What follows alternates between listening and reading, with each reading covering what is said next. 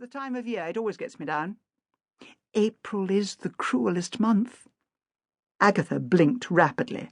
She suspected a literary quotation, and she hated quotations, damning them as belonging to some arty-farty world. Just so, she grumped, and made her way out into the sweet evening air. A magnolia tree glistened waxily in the silence of the vicarage garden. Over in the churchyard, daffodils, bleached white by moonlight, nestled up to old-leaning tombstones.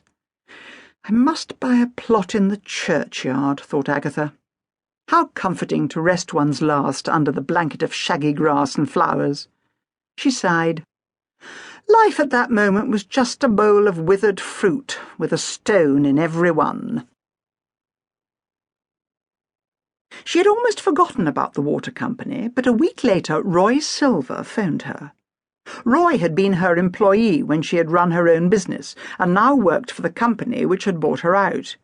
He was in a high state of excitement.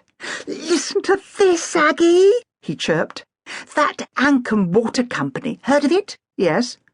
"They're our new clients, and as their office is in Mercer, the boss wondered if you would like to handle the account on a freelance basis." Agatha looked steelily at the phone. Roy Silver was the one who had found her husband, so that he had turned up just as she was about to get married to James. "No," she said curtly, and replaced the phone. She sat looking at it for a few minutes, and then, plucking up courage, picked up the receiver and dialed James's number. He answered after the first ring. "James," said Agatha with an awful false brightness, "what about dinner tonight?" "I am very sorry," he said crisply. "I am busy. And," he went on quickly, as if to forestall any further invitation, "I shall be busy for the next few weeks." Agatha very gently replaced the receiver. Her stomach hurt. People always talked about hearts breaking, but the pain was always right in the gut. A blackbird sang happily somewhere in the garden, the sweetness of the song intensifying the pain inside Agatha. She picked up the phone again and dialed the number of Mercer Police Headquarters and asked to speak to her friend, Detective Sergeant Bill Wong, and having been told it was his day off, phoned him at home. "Agatha," said Bill, pleased, "I'm not doing anything today. Why don't you come over?" Agatha hesitated. She found Bill's parents rather grim. "I'm afraid it will just be me," went on Bill. "Ma and Pa have gone to Southend to see some relatives." "I'll be over," said Agatha. She drove off, eyes averted from James's cottage. Bill was delighted to see her. He was in his 20s, with a round face and a figure newly trimmed down. "You're looking fit, Bill," said Agatha. "New girlfriend?"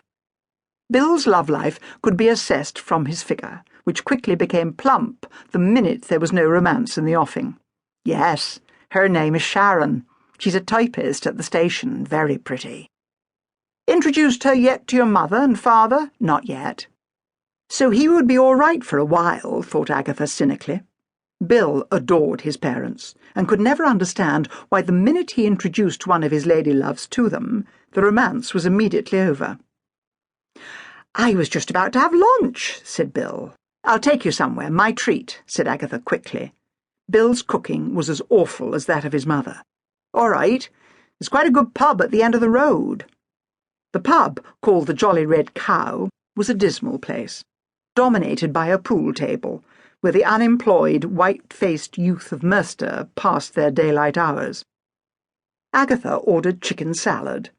The lettuce was limp and the chicken stringy. Bill tucked into a greasy egg, sausage and chips, with every appearance of enjoyment. "So, what's new, Bill? Anything exciting?"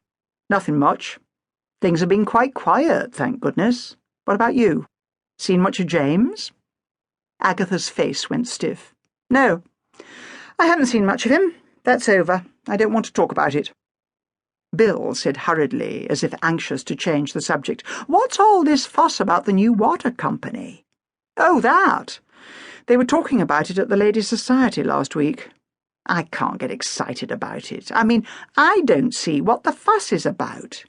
They're coming at dawn each day to take off the water, and for the rest of the day everything will be as normal. I've got a nasty feeling in my bones about this."